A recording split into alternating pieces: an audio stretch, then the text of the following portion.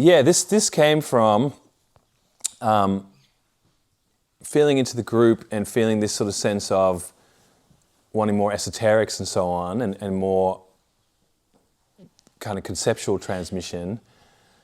But then feeling like, actually, much as I am pretty steeped in like, you know, I've got a reasonable depth with the Bailey stuff and all that, it's not really my passion. It's been useful to me, but and even the reason why I would even be here or in ISTA or anything else, for me, just all sits under the subheading of magic. Like, soul work, big part of my life, yes, important. So many other bits and pieces I can kind of take or leave. My passion since I was little is magic, and pretty much everything else sits under that for me. And so like, I have a strong background in comparative religion, little bits of shamanism, tons of personal development. Buddhism and Eastern traditions were a very big part of my sort of growing up from late teens to kind of mid-20s. Tantra, a really huge part of it. Non-dual teachings, blah, blah, blah, blah, blah. But around 2020, my best friend died, and end of 2019, start of 2020. And it really put like a sharp sword through my belief systems, and I had a proper dark night of the soul, and I got to have a really deep look at like, what do I actually back? What do I actually believe in? Do I even believe in what happens to a soul when we die as depicted by this tradition or that tradition, and particularly in the depths of that kind of pain? I was like, I don't fucking know. Like, I don't have a fucking clue what really happens. I have so many cosmological maps and, 20 plus years of accumulated sort of stuff that's all out here.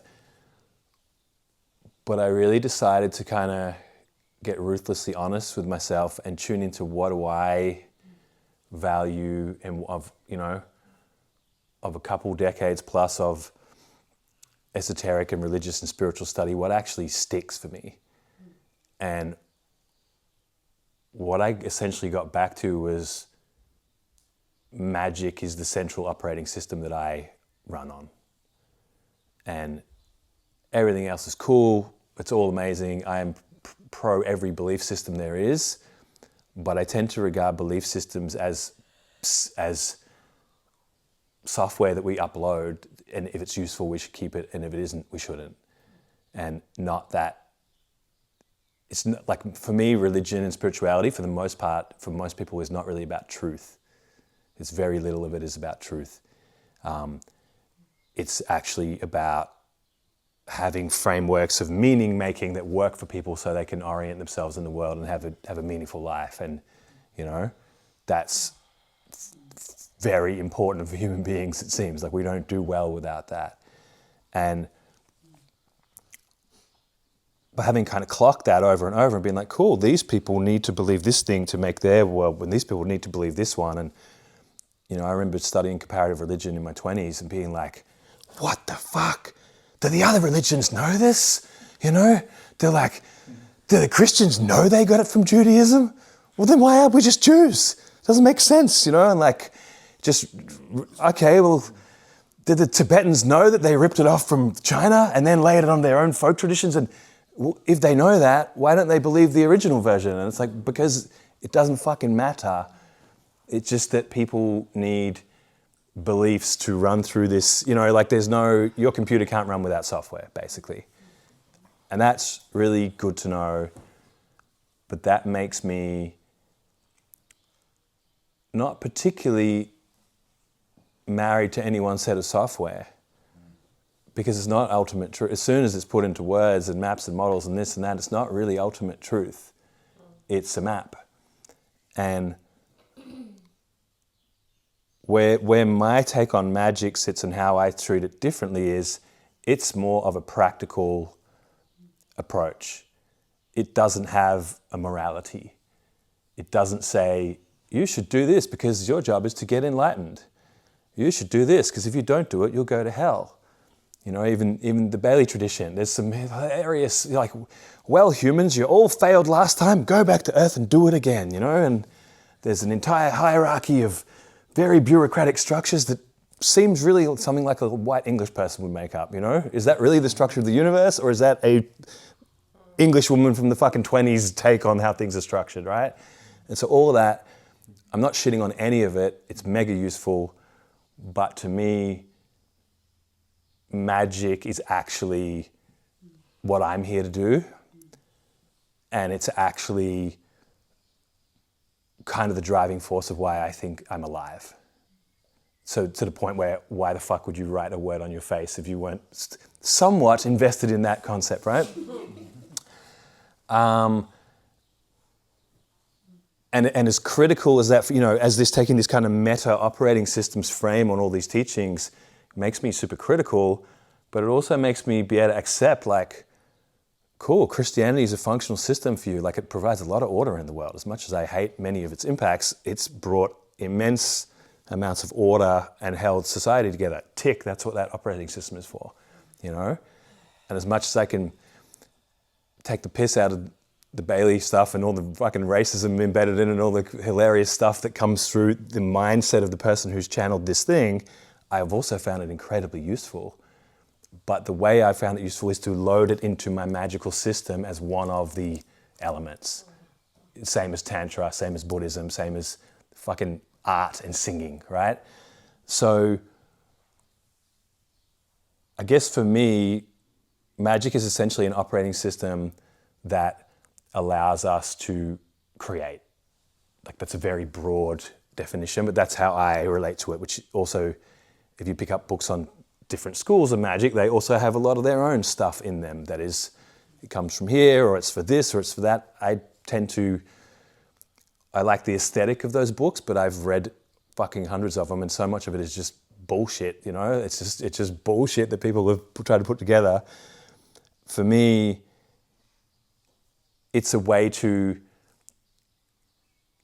create your own reality in a way, but not really in the new age way that makes me a narcissistic center of everything, and I'm, you know, but that I can, well, there's two definitions. Crowley's definition is the art and science of creating change in conformity with the will. So which is very parallel to, right? But basically using your will to create reality. That's his take on magic. And then I think it's Dion Fortune, who's from the same sort of tradition, had a modification, and that was magic is the art and science of creating inner change in accordance with the will, which sort of starts to layer the beginnings of, because a lot of these guys, the further we go back, the less these people had much access to, like, modern psychology, right? Like, they don't have a beautifully mature grasp of the human mind yet, until kind of Jung, in my opinion. So for me, basically, magic is this tool for making things happen. Whether I'm making things happen by exerting will on the outside world, or actually exerting will on the inside world and then noticing my outside world changes, remains to be seen.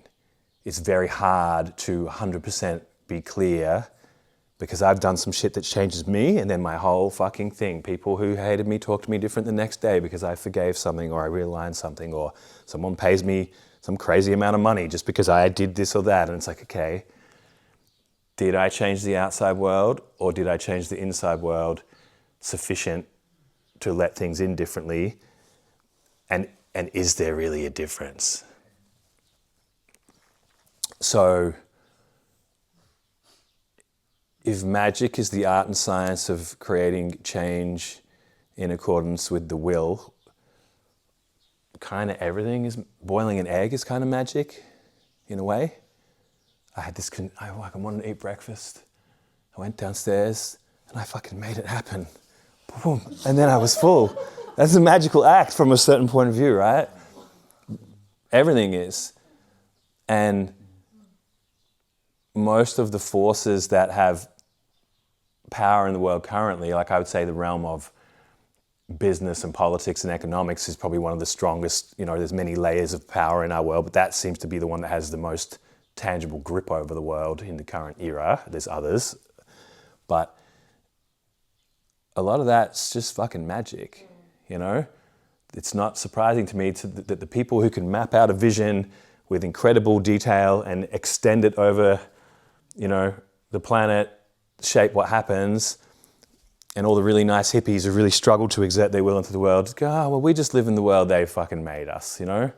Or we hide out here because the power is in the people running these big fucking structures, and they're doing it using will, and they're doing it using extreme systems implementation of vision. And they're definitely not in power because of their moral development. No, none of us would think that. They're in power because this realm responds to will, and there are people that have, whether it's through their conditioning, whether it's through generational positioning in part of, you know, wealth and lineage and whatever, but for whatever reason are more able to exert their will into the world consistently. And so the people who can do that shape the world, and the people who can't do that live in that world. This is kind of how I see it. It's very, you know, there's obviously a lot to this, but that's kind of how I see it, is that essentially, you know, the best entrepreneurs I know that have got 8-figure kind of businesses have a fucking vision, map it out, speak it out, people do it, and then their thing is running. And I know loads of people trying to be those people, but the inner alignment and process, it's just not so easy somehow, and it doesn't quite come through in that way.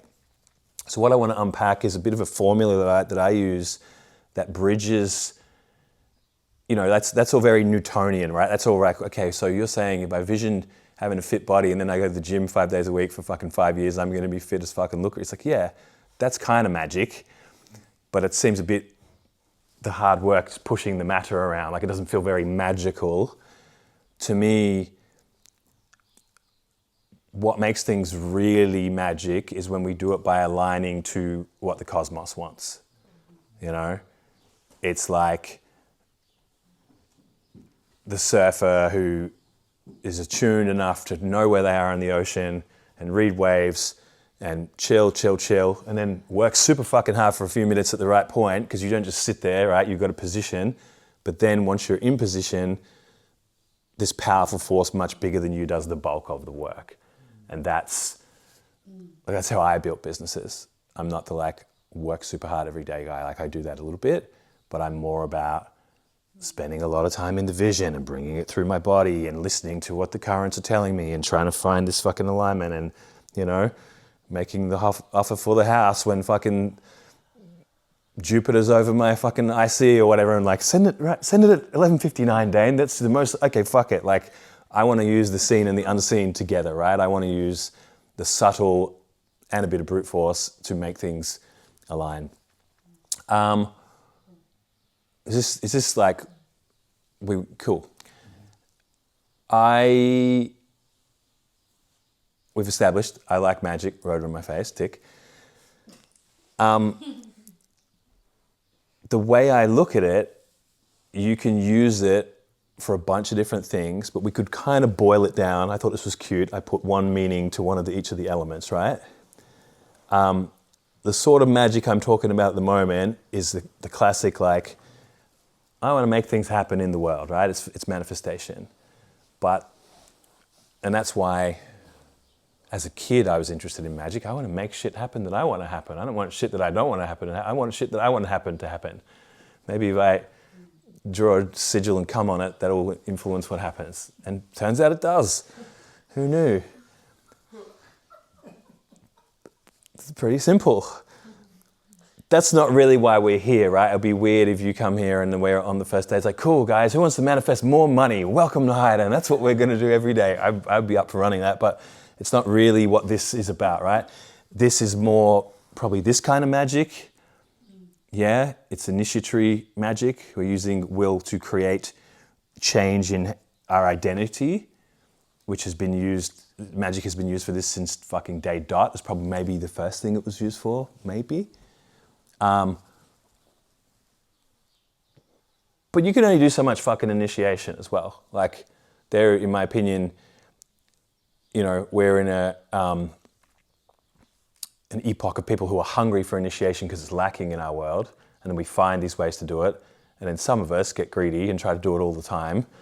But it's like, that's not really how this shit was built. Like, if you go to any tribe or lineage, they're not doing initiatory ritual every fucking day. They're doing it at key points in the life cycle when it's time to become the next thing, right? And because we missed out on that for the most part, we were like junkies for it and can get addicted to transformation and meaning and whatever. And it's cool. I've done the most of most people that I meet. I'm like, okay, you spend 100, that's cute. I spent 500 fucking grand on this bullshit over the last 15 years, and it's all I've been doing. But at a certain point, I kind of clocked that making things happen that I want is fine, but it doesn't really mean that much. And transforming myself is important, but it's not needed all the time. And actually, one of the most important things, and I think the reason that so many of us end up and come back to places like this, is because we want connection. And ritual, for me, now that I feel like I've got a pretty good handle on these, I can have what I want in the world. I know how to change and evolve myself pretty much as I want.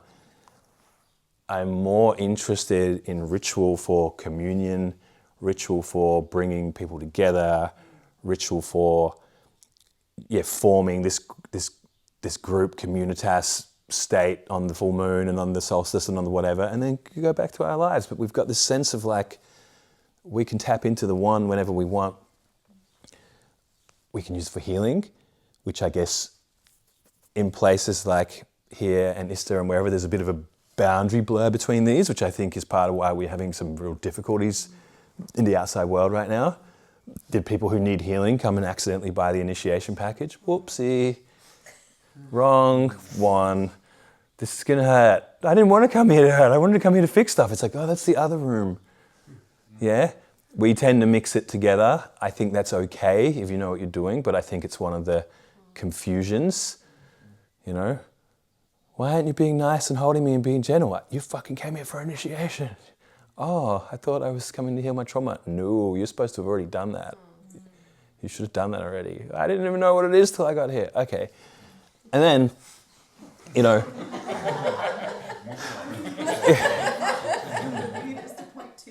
yeah. And then I think I probably use magic a lot when I'm not sure what's next. And I personally don't know how to approach the next chapter, and this, I didn't bother doing the kind of void soul personality model because I kind of assumed it's already in here, but that model informs how I use magic as well. And I guess we could layer that over the top, and you could look at, I'm doing magic for my personality. I need to self-actualize. I need to become a full-grown personality. I'm using magic for that.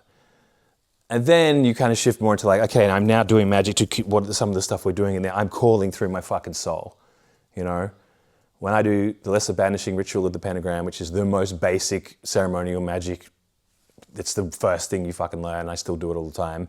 I've sort of layered in a soul frame where I'm calling the fullness of my soul into my body each time I do it, because I want to move through the world as both, as all the above.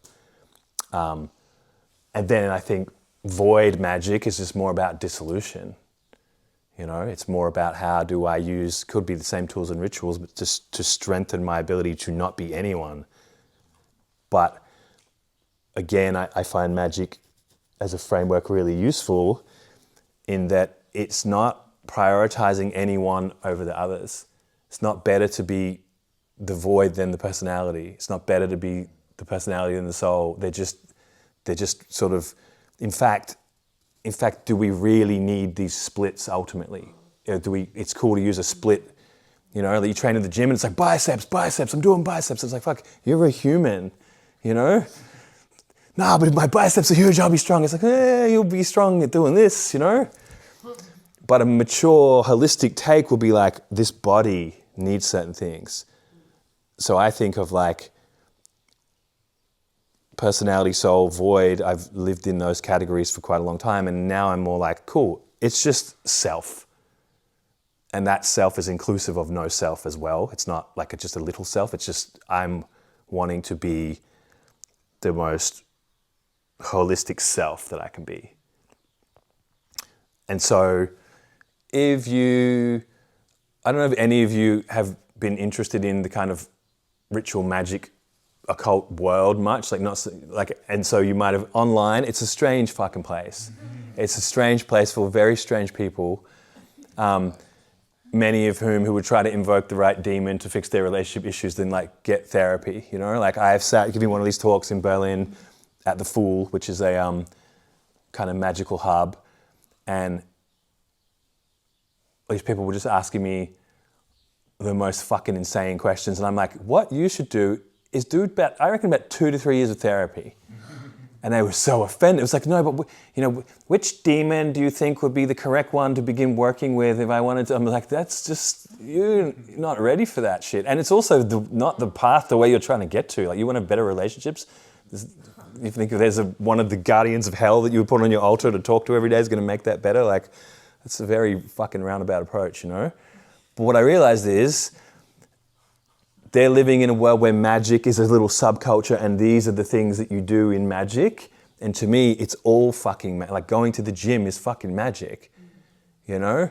If you want to integrate something and it's more in these realms, you work on your body and you're going to be a different person after a year. But it's more like, okay, I need to invoke a demon because that's what it said in the chaos magic, whatever. And it's like, okay. And anyway. I guess for me, I'm operating with magic as a central principle, but there's a lot of non-duality and integral theory and embodiment backloaded into that to make it holistic. Because I don't really think many traditions or teachings are holistic. They are specialized in different ways, and that's natural, but I would rather have a holistic operating model. Let's just pause and see if there's any questions. There's more that I want to drop. I feel like I'm about halfway, but I would love to see if there's any questions or comments, just to get a temperature check. Does this dovetail to what we're doing here? Does this feel relevant and supportive? Yeah. Yeah. Yeah. So, okay. My favorite thing, the thing that for me helps everything stick together, whether it be tantra, ceremonial magic, fucking chiropractic, Alice Bailey, whatever, is the central channel, right?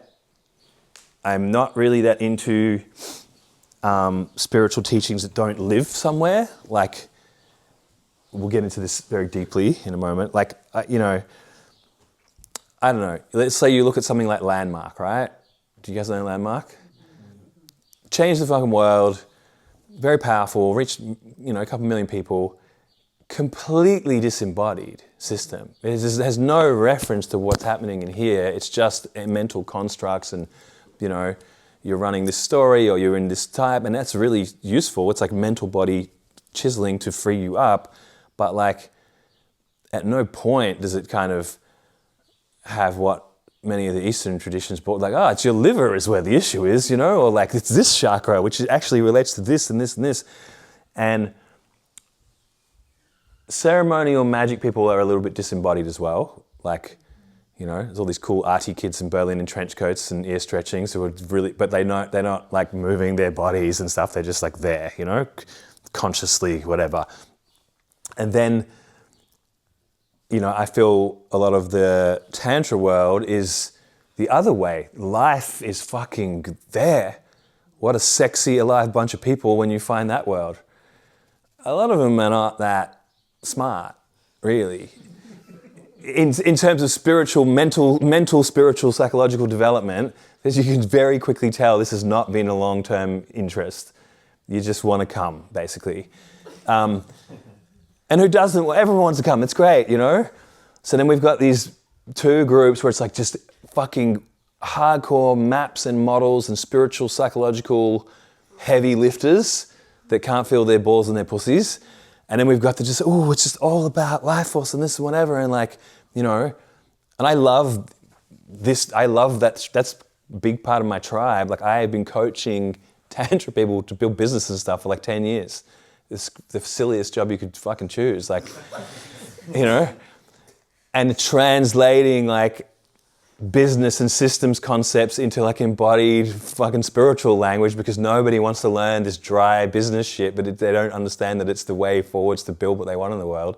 Basically, the split that we're all, not each of us, because I would say there's a lot of integration in this group, but as spiritual work goes in general, there's this kind of like, let's draw the split there, right?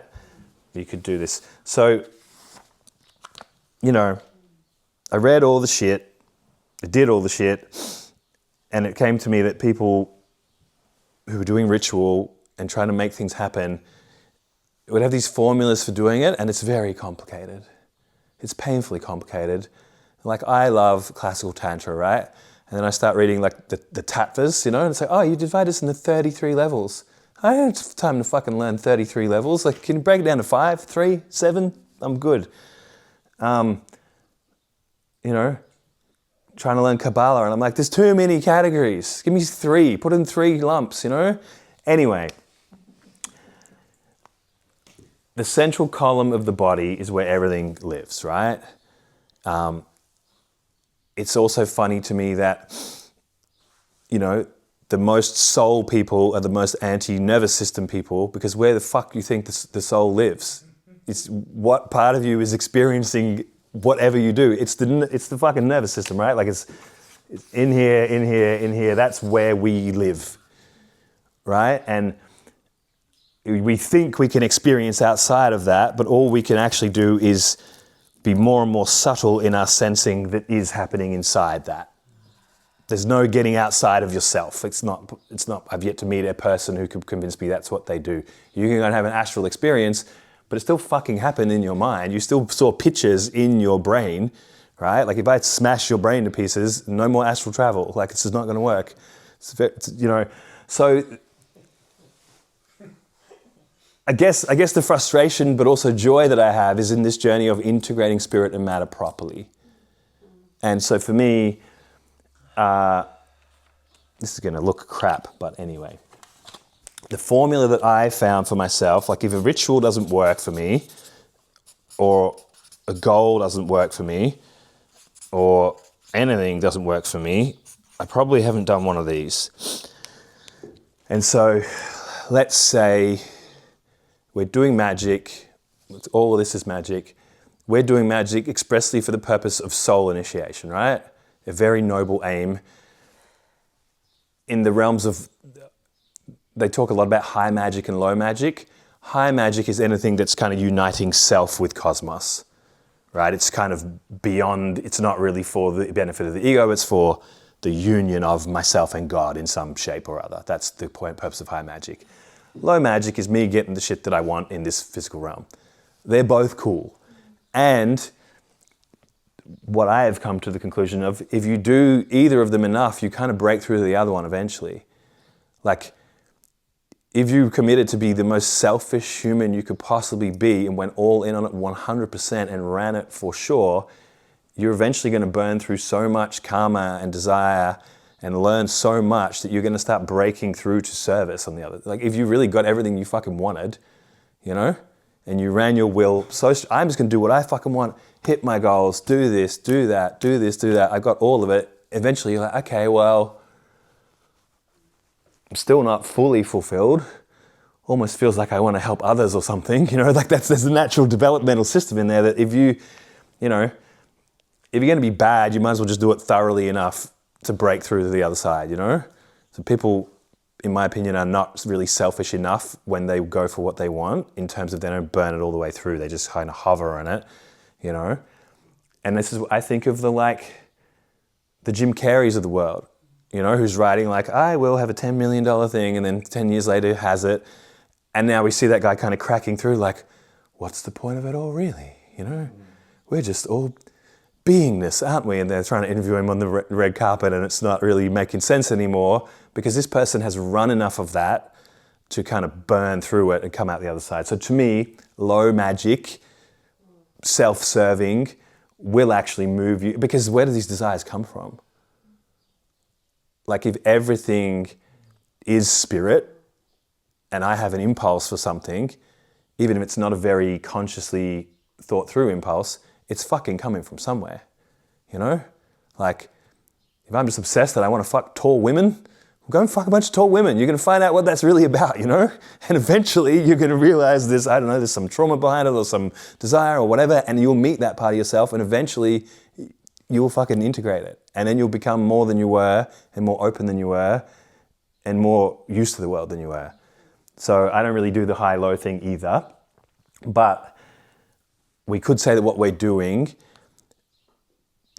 you know, soul initiation, is for people, at least currently, who are somewhat tired of the ego world, somewhat tired of material success as the highest thing, right? Like if we're here, we're probably not thinking the most important thing in our life is get a promotion or if I can build a bigger house, because this is probably not going to get you that. Everyone's aware of that, right? Like,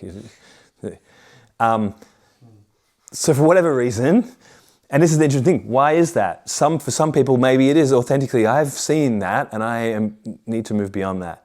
And for others, it's like, I never wanted that in the first place, whatever it is. So we are doing ritual, and we're doing it with the stated aim of initiating ourselves, bringing in the soul, etc. But maybe we're doing ritual for other reasons. Who has noticed that not every ritual works that well? I'm going to just admit it. We know. We're aware. I've fucking done hundreds, and every now and then it's like, wow, that one fucking landed. Whew, that was special, you know? So I made a little mnemonic to help me improve my own ritual and group ritual that I'm leading and so on. And basically, my premise is that if each of these is present, you'll get the result. There's no two ways about it. Is that interesting to you? Okay, just checking. Let's go to the example of the fucking business boss dudes and the fucking flowy tantra babes. The business boss dudes are really good here. I fucking know what I want. I'm break it down to criteria. I'm a visionette. I'm fucking obsessed with it. I'm going to put my I'll take the word will out because I want to use the word will to mean an energy that goes all the way from spirit to matter now, right? I'm going to get more specific with will.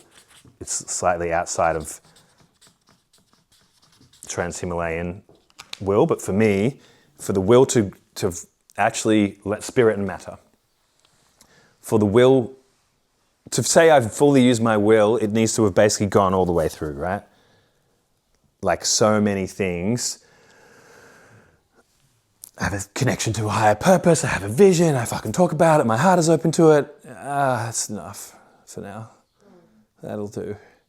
And so then I'm, in my inner world, in my imagination, I am the thing. I am a successful artist, sorta. But I don't fucking paint or finish my songs, but I have been living the identity for real, stronger. I say I fucking love music, you know? How many songs you finished? This work's been busy, you know what I'm saying? It's kind of a thing. So maybe I've got a clear vision of what that would be. Emotionally and from my heart, I'm just fucking love. I'm an artist. The artist is the only thing. When it comes to like sitting down on a Monday morning and writing songs and shooting videos and calling people and booking gigs, whatever that would be some of the art in my art world. It's like, I don't like that stuff that much, right? Sometimes there's even people who know what they want, are emotionally, vibrationally alive around it, are doing the things, and they still don't really fucking get it somehow. Rare, but sometimes. And usually for me, it's like they're just so fucking uptight, you know? I'm just putting more into that thing and more and more and more. And it's like there's no, this is very crass, but I'm just going to say it. It's like if you were just like fucking fingering someone just super hard and trying to push them into an orgasm or something and wondering, why is it not happening? And it's like, really? You're not going to allow like the crest of the waves to, you're not going to allow like an in-breath and an out-breath. Magically, there's something for me with like, I'm putting it in, I'm fucking putting it out there, I'm all committed. If I can then, when I go to bed at night, meditate and drop everything and just trust it to the field fully and not be like, I've got to get up first thing and make sure the thing, because that is essentially is almost like a vibration of scarcity, right? Like, I'm going to do this ritual to bust through my sexual stuff, but it probably won't work because I've never really got through this stuff. So I'm going to like, the minute you finish the ritual, you're up in front going, hey, I don't really think that worked for me. And it's like, fuck, give it 7 days? How would you fucking know? Like if I do a ritual act, it's essentially like I'm putting a fucking request into ChatGPT, but ChatGPT is the universe. And I just put the request in and I have a 100% trust. Cool, that's done now. I'm gonna go have lunch. Done, work is done for the day. And it's sort of, and which is where void and non-dual is so helpful, because it's like, and if you notice, if I'm leading something, I tend to try to sandwich a bit of void at the beginning and end of everything. I'm going to do this because I want to bring in my dark masculine and anchor that, right? Great. And I'm going to fucking bring my body alive. Like if I just want that, but I don't bring life force into the ritual, it's not going to really move anything. So let's say I've got the intention, I fucking bring life into it, and I do the correct thing. It's not just action, it's intelligent action, right? Like, which is where a little bit of intelligence and discernment is required. I'm thinking about self-initiation journeys a little bit right now, right? Like the skill we're trying to build there is, can I create circumstances that are right ones to kind of be a key to unlock the parts of me that haven't opened yet? Which is obviously a bit of a skill. Like that's a fairly advanced thing to do, because we are in our own mind, and how would I know my own blind spots? This is where group is handy. But I'm essentially trying to create actions that basically I think it's like,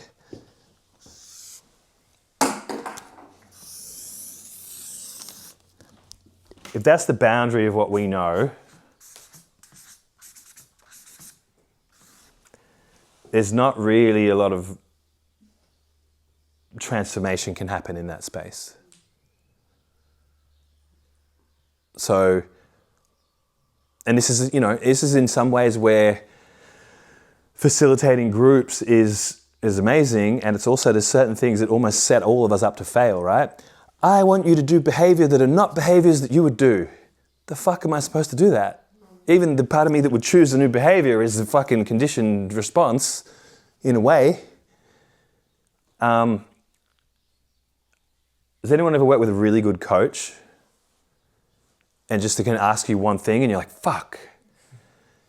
Every one of those questions, it asks you something out here.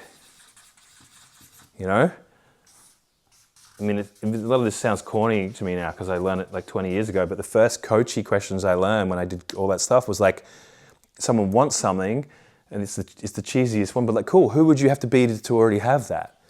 And at first it sounds so facetious, but if you fully get, okay, I have a $200,000 business, I want $1 million business. Who would I have to be to have $1 million? It's like, well, first thing is I don't really know. Well, how would it be different than today? Well, today I fucking was in my inbox talking to a bunch of idiots who wanted shit that I don't even sell and were wasting my time. I definitely wouldn't be doing that. Okay, great. All my offers cost $50. I would have to sell fucking 20,000 of those a year. Okay, well, I definitely wouldn't be only... so you can sort of almost through inversion figure out what would the person that I'm not do in this situation. It's a bit of a fucking head fuck, but it's where I think this self-awareness and psychology of like looking back at myself and seeing myself comes in. But if I'm creating a ritual for myself, I'm trying to unlock something, especially if I'm working with others, easier, unlock something that I can't get to by myself. Hence, why would you even be here? If you could unlock this yourself, you would just go something, soul, let's do this, I'm ready. And it's like, done, I'm fucking here, let's go, right? Like that, you could do that, honestly. With enough will, you could do that and you wouldn't need any of this shit. But we're all conditioned up in our little ways and we need to be able to unlock these patterns. So this intention to carry ourselves beyond where we already are is really necessary.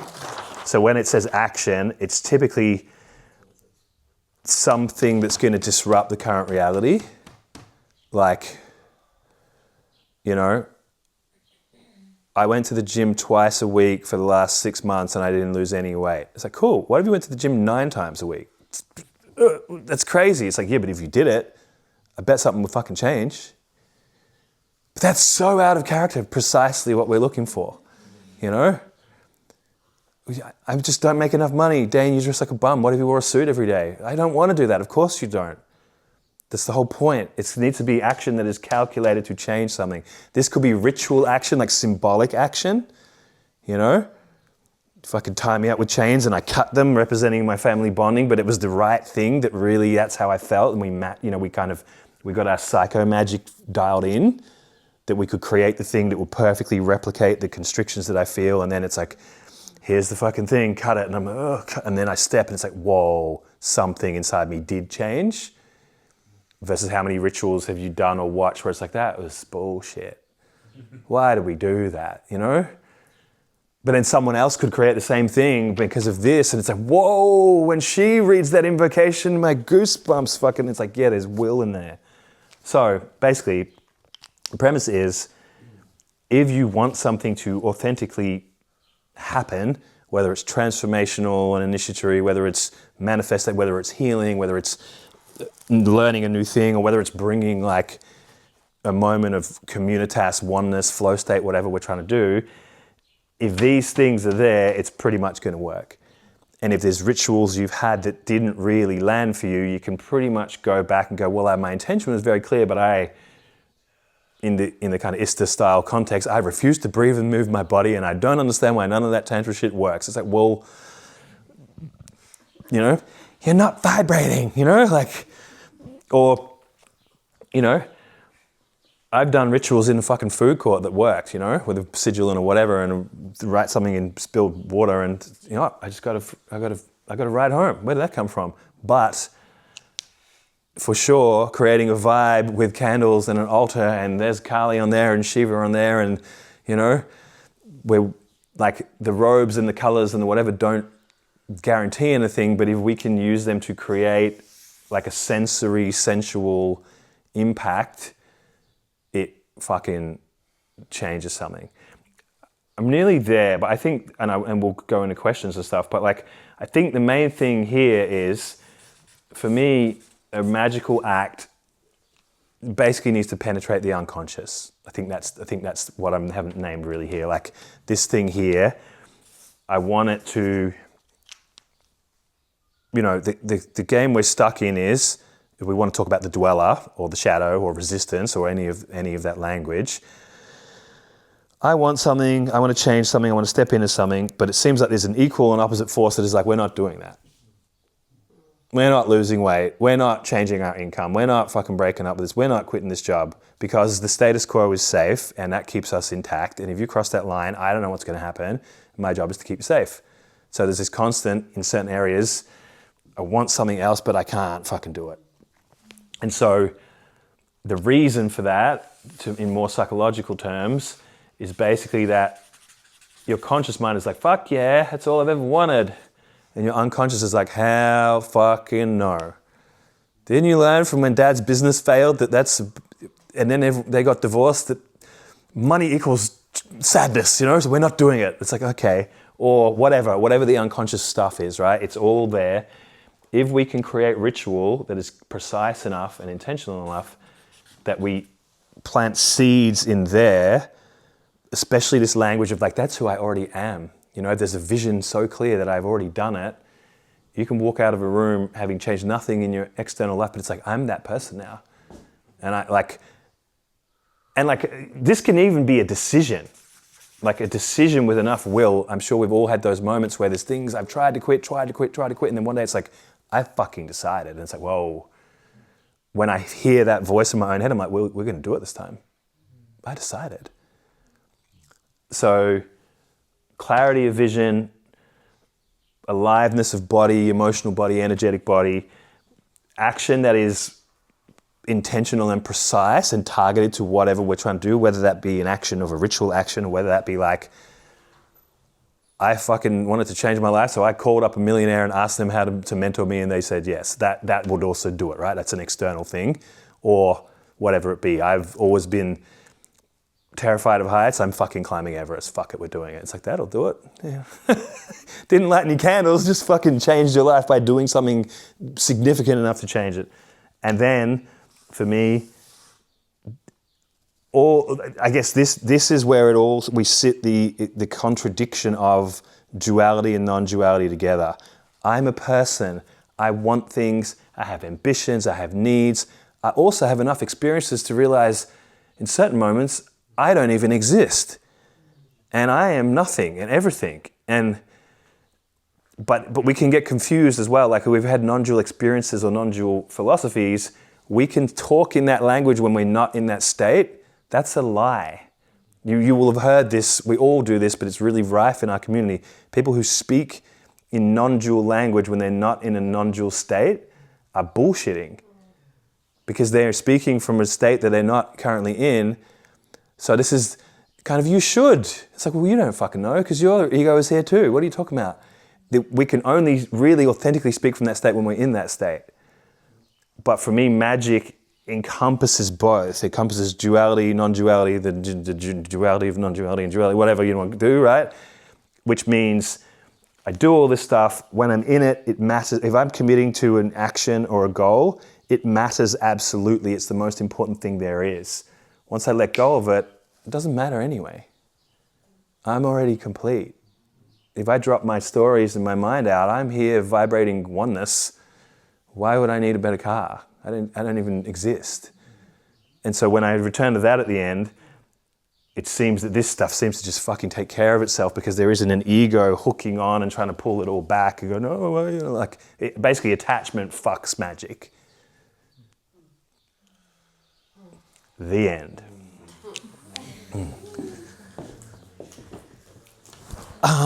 Comments or questions?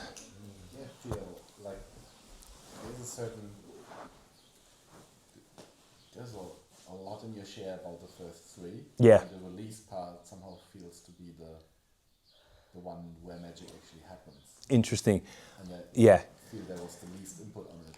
Okay, well, I guess in a way, I feel like we're hanging out in this world a fair bit here. But I would say essentially we're dealing with knowing and certainty and whatnot, and then we return back to the mystery, you know? And return back to non-attachment, and return back to there is no I. And for me, this is almost, for a long time, I really felt that like mystic teachings and magic teachings really seemed to be oppositional, because one seemed very egoic and one seemed like, just let go. And it's like, actually though, to be good at magic, you better have your access to your mystic, because the more you fuck around with all this stuff, the more you realize it's all made up anyway.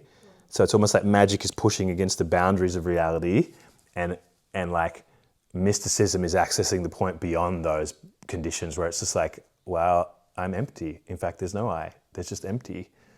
But there's something in this dance of, for me, like also the East and Western approach, I guess, where like, I don't think the Eastern approach works that well for Westerners, even if we try for 20 years. It's quite slow and ineffective. I've done a fucking lot of meditation and yoga, and it has worked for me in terms of making me more aligned and alive and whatever. But my ego structure doesn't really dissolve. It sort of temporarily dissolves and recoagulates, and it actually seems like it's supposed to do that. And I think for me, yeah, access to the non-dual is like where all this stuff washes away. Because if I'm doing this, but I'm just becoming like an uptight goal setter, nothing is gained. it's actually worse than, it's actually worse than, let's say, the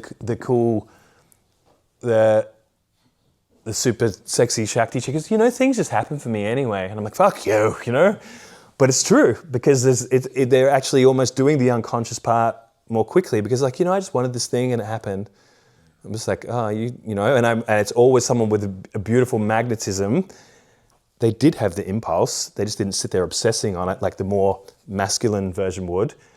They're returning to like life, mystery, letting go, more likely than someone in that kind of like hardcore business guy category who's like, I will fucking force the world to do my fucking will. And it's just like, you kind of can, but like, relax, you fucking asshole, dude. Like essentially, like, if you would let go at key increments, the cycle of seeding something and it growing and ending would be allowed. So I just think this is our access back to the greater reality that we know mystically. Just about that vibration side of it and moving from the known into the unknown. Yeah. Like the times that I've played with magic,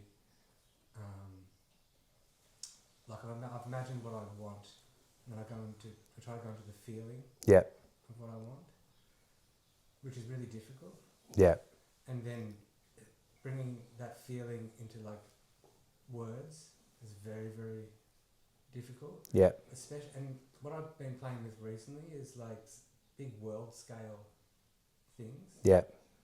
Like what is things that I can't comprehend how my mind can't comprehend how it would work.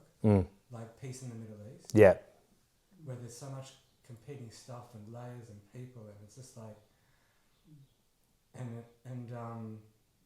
I'm just wondering how you approach that kind of really like big stuff like that. Yeah. And if you have tried things like that. Yeah, bits and pieces with that for sure. And I think that's almost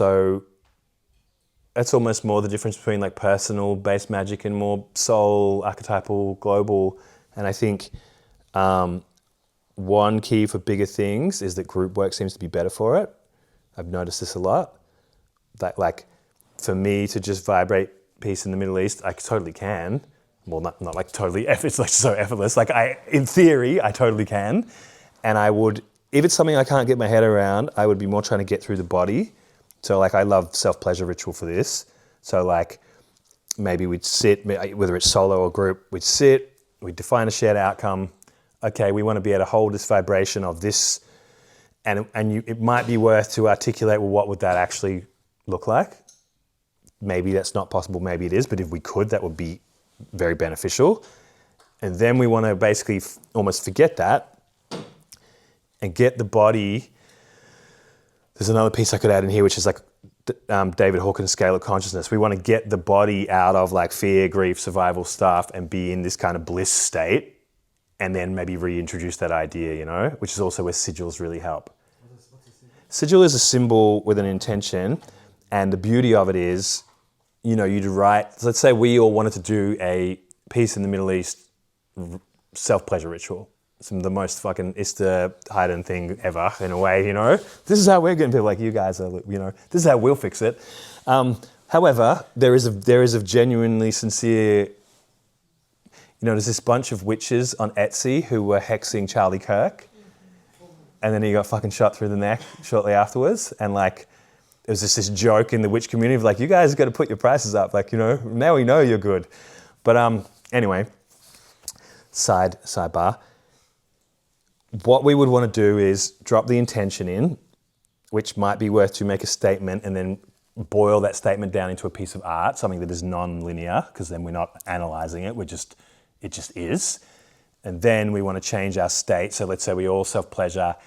The way I would do it is we're not going to be sitting there thinking about that thing the whole time. We're just going to go into the self-pleasure to create the state that is blissful and expanded. Then when we're there, we can reintroduce anything, even scary things or intense things, because our field is now really, when I get to that state, I can believe anything about myself or the world. When I'm not in that state, it's very hard for me to like, yeah, just imagine it. It's like, but that's not going to happen. Like my left brain is strong, right? I need to kind of like get it out of the way. But if I can get to usually, my ideal state for magic is bliss. I know people who use fucking terror. You can use any state that is sufficiently strong enough. Probably my favorite altered state for magic is bliss. If I can get, typically through eros, but breath, whatever could do it, into a state where I'm just starting to really feel that oneness vibe, and then maybe I flash that symbol back to myself off my computer if it was a private thing, or if we're all doing it with, that's when you'd be on speaking it in the mic. Now go to that place with it, but we're already so open, it's easy. I think that's the way to do it. Because okay, let's all just vibrate it now. It's like, whoa, that's so loaded with challenge and trauma and fear and stress, and like it's hard to vibrate that into the place. Yeah, so that's where I think pleasure states, all altered states are helpful, but for me, pleasure states are particularly easy, Yeah, or just take a shitload of mushrooms and have some things that are preloaded with and you find notes to yourself of like, oh my God, this has already happened. That's crazy, Yeah, you could do it that way. But basically, you want to program your unconscious, and you need to get it out of the way with, vibes. Happy vibes would help. Yeah. How do you find and set an intention? What intentions do you use? Yep. And is there like bad intentions that just fuck shit up? Like, is it like I want something for myself that curses it, or I would say there is such a thing as well-formed and poorly formed intentions. Traditional magic, this will be the really correct use of tarot, right? Like, it's not fucking fortune telling or future prediction. It's, I hold an outcome and I pull things and I see what it reflects. I don't do this really these days, but like that would be one way. Basically it's almost like the more of this I've done, probably like 20 years, but more in the last 5 to 7, much more serious and consistent and journaling and tracking. I now spend more time listening to what the correct intention is than I would have. I was like, magic, do stuff. And then it's like, yeah, my issue is not that things don't work. My issue is they do work. Like I did a bunch of sex magic with my then lover, now becoming partner. And, it was like, show us how our life's going to come together and manifest this thing. She leaves, I go to Bali, come back, my house is riddled with mold, the whole thing. I'm like, cool, I sold that house within fucking 8 weeks of that ritual, and I have no fucking doubt that the intention was true and correct. Like, I still back it, I'm still happy with the result, but it was so dramatic. And then when it was happening, like, why is this happening to me? And then this kind of bubbling up unconscious, like, how you guys did like a fucking dozen rituals around this thing? Do you think maybe that could have just shook the current reality? And it's like, I don't regret it, but knowing that big intentions tend to yield big results in my life, I am, I would rather do less magic that's really well targeted than loads of magic all the time in my life is just fucking chaos, right? So for me, it's a lot around feeling through why do I want it? Because that's the piece where I said, if you just want to be really selfish and shallow, you should just do that and go for it, because you're going to learn so much about yourself. I wanted to fucking, I wanted to get jacked so everyone would like me, so I spent 7 years in the gym and took steroids, and now I'm huge, and I don't really feel more likes. It's like, that was the wrong path, fuck, Or I'm going to become a millionaire so I can feel free, and then it's like, fuck, I now work 60 hours a week, have fucking 10 employees, my wife hates me, this doesn't feel like free. So I'm trying to boil down what's really the intention. Is it $1 million or is it freedom? Because you could probably fucking go backpacking for 6 months and, oh my God, I have so much free. What's the real intention is where I'd start. And then the rule that I hold is you can have anything you want within what's materially possible if your nervous system can hold it. I think that's my mature, modern, no one would fucking say that in the fucking 1800s or whatever, but my take is you can have it, but there's also a reason you don't have it yet, right? The money, the body, the partner, the whatever. There's a bunch of things operating that are the reason you don't have that thing. So if you're going to use magic to call it in, which is essentially using your will, pulling on some of your soul power to change your human life, great idea, maybe. If you're going to do that, there's a gap between here and there, and you're going to have to fucking live through that gap.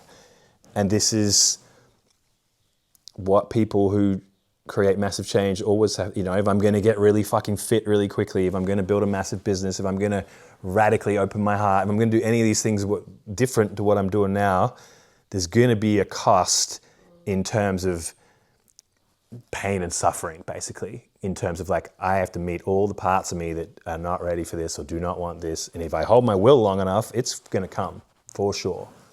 But do you want to meet that part that is fucking going to rebel and scream and, you know?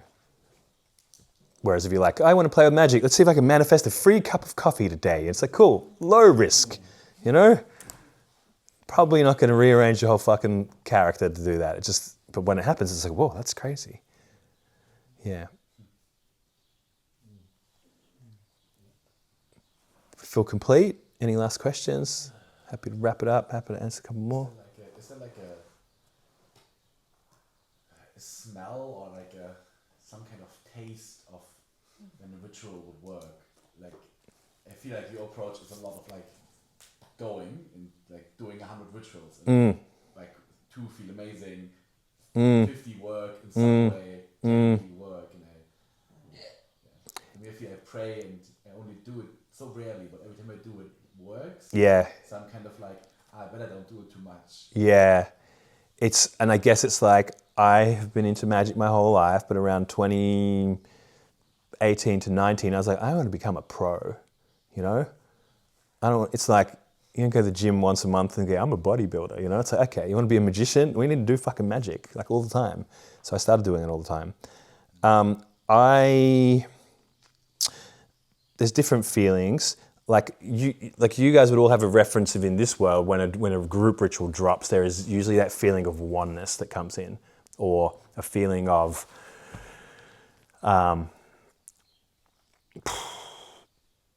ecstasy, you know, like, oh, you know, I've had it in still only like a handful, but I remember my first time in Ista that it happened, where I was assisting the first time. I just was about to be in Sacred Spot. They pulled me out last moment. I was a little bit thrown off by that, and I'm doing my first ever time standing around doing the magic hands, and also looking for people getting traumatized, and also going back to magic hands, you know. And it was awkward, but something in the room. We're in a round room with a pillar in the middle. It was in Byron Bay. Lara Deva was there, and a few other people were there, and like something shifted, and I could just feel the field.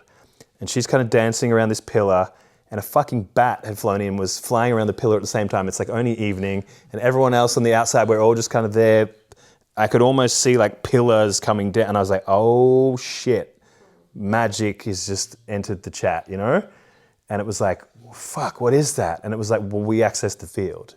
And maybe that's happening all the time, and I'm just not picking up on it. But in that moment, it was just so thick and tangible. And I'd been like the brattiest assistant. I was like, I don't fucking move mattresses.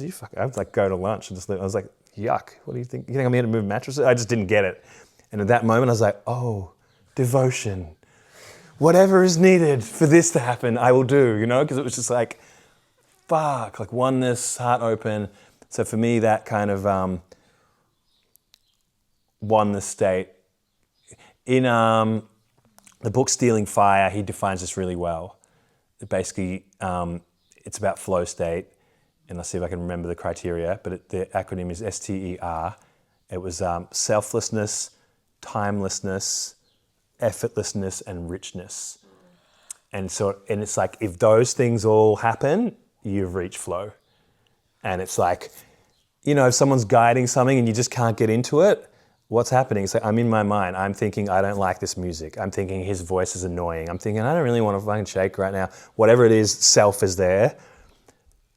But then sometimes I just forgot about myself. So yeah, selflessness, timelessness, effortlessness, and richness is a really good codec for flow state, basically. That's what I'm looking for, is flow state. And if I do ritual by myself, which I often would do at this beach near my mum's, I'd sort of go there, arrange a few rocks around, and just try to get into that childlike state, that sort of like ritual theatre-esque state of like, I'm just doing things. I don't know why I'm doing them. Now I'm going to stop. And I'm like, if I fuck around the right kind of way, at a certain point, it's like, oh, I'm in the flow state. Like now everything I do seems to have some meaning, like as if I've just dropped acid in my hand doing that. Kind of feels like I'm opening up, and I believe it all of a sudden. And yeah. Yeah. Thanks for coming, everybody. Yeah. Thank you. This was really great. Amazing. I'm glad. Cool.